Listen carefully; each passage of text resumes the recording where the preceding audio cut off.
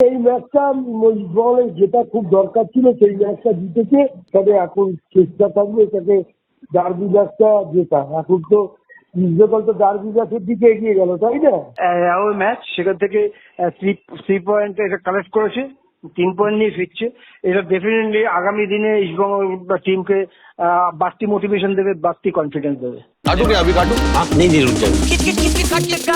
Game कोई भी हो, पकड़ मजबूत होनी चाहिए। सीमेंट से पकड़ बनाए मजबूत। SRMB 550D TMT बार। এই ম্যাচটা ইস্টবেঙ্গলের যেটা খুব দরকার ছিল সেই ম্যাচটা জিতেছে এবং ওরাও ফার্স্ট হাফে দুটো বাজে গোল মিস করেছে, কারণ ইস্টবেঙ্গল পেনাল্টি থেকে গোল পেয়ে গেছে। ইস্টবেঙ্গল ভালো খেলেছে, যথেষ্ট ভালো খেলেছে। আর ম্যাচ এই অবস্থায় বাইরে গিয়ে একটা টেনশন তো থাকে। সুতরাং ইস্টবেঙ্গল এখন মেন হলো গোয়া ম্যাচ যদি জিততে পারে, আর ডার্বি ম্যাচ যদি ইস্টবেঙ্গল জিততে পারে মোহনবাগান থেকে, তাহলে অনেক বছর বাদে আইএসএল একটা ভালো জায়গায় এসছে। তো কোনোবারই আসছে আইএসএল, এবার একটা ভালো জায়গায় এসছে। আমি আশা করবো প্লেয়াররা এই জায়গাটা ধরে রাখবে। সেক্ষেত্রে ইস্ট বেঙ্গলকে কি কার্যত বলা যায় যে চ্যাম্পিয়নের এবছর তকমাটা ইস্ট বেঙ্গলের গায়ে লাগার একটা অন্যতম দাবিদার? নিশ্চয়ই, আর এটা প্লেয়ারদের বড় দল খেলতে হবে। চাঁদপুর এসছে, এটাকে অ্যাভেল করা উচিত। ইউসেফ পেজিরারি এই মুহূর্তে অনেকগুলি গোল করে ফেললেন এবং গোল্ডেন বুটেরও অন্যতম দাবিদার হয়ে যাচ্ছে। কিন্তু আমার মতে গোল্ডেন বুট কে পেল না।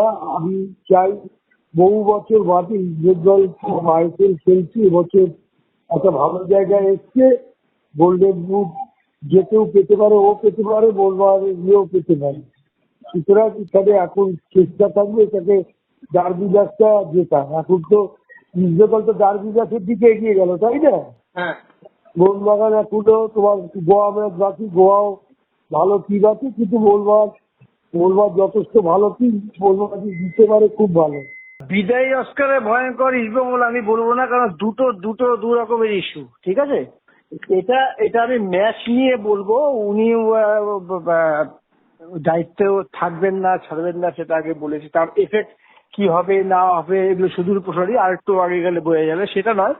কিন্তু এটা তো অবশ্যই ইস্টবেঙ্গলের জন্য একটা সত্যিই একটা ভালো রেজাল্ট যে অ্যাওয়ে ম্যাচে against Mumbai এফসিও one of the contender ছিল কিছুদিন আগেও। সো এখনো একটা বেটার জায়গায় ছিল। সেক্ষেত্রে এখানে 1 গোলে পিছিয়ে থেকে 2-1 গোলে মুম্বাইতে গিয়ে হচ্ছে ম্যাচটা বের করে আনা, এটা ইস্টবেঙ্গলের জন্য তো ডেফিনেটলি একটা পজিটিভ সাইন। তবে হ্যাঁ, একটা জিনিস কখনো কখনো হয়, যেমন আমি তোমার একটা কথা বলছি, এটা আমার পার্সোনাল আমার মনে হয় সেকেন্ড হাফে যেই টিমটা শুরু করেছিল ওটা ফার্স্ট হাফে শুরু করলে মনে হয় ভালো হতো। কিন্তু এগুলো হতে পারে কোচের স্ট্র্যাটেজি, তার চিন্তা ভাবনা যে সেকেন্ড হাফে বা মিগুয়েল আর ইয়েকে নামিয়ে ইউসুফকে নামিয়ে একটা বাড়তি প্রেশার অপোনেন্ট ডিফেন্সে ক্রিয়েট করা, সেটাও হতে পারে।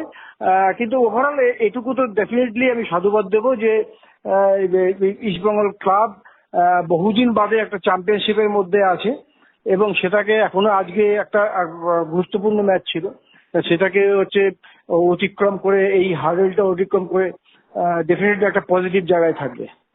একদম একদম। এবং সেক্ষেত্রে ইউসেফ পেজিরারি অনেকগুলো গোল করে ফেললেন এবং গোল করেছে মনে হয় 10টা গোল করেছে। হ্যাঁ, এবং উনি কি এবছর গোল্ডেন বুটের দাবিদারের অন্যতম একজন ফুটবলার?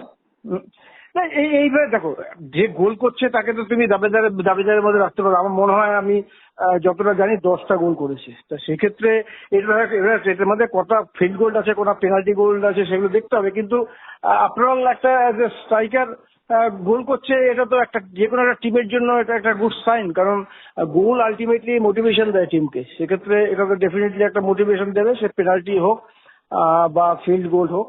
তো সেক্ষেত্রে আমি বলবো যে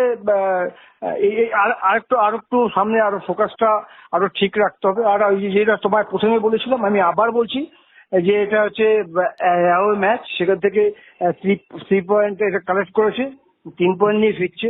এটা ডেফিনেটলি আগামী দিনে ইস্টবেঙ্গল টিমকে বাড়তি মোটিভেশন দেবে, বাড়তি কনফিডেন্স দেবে। Extra time.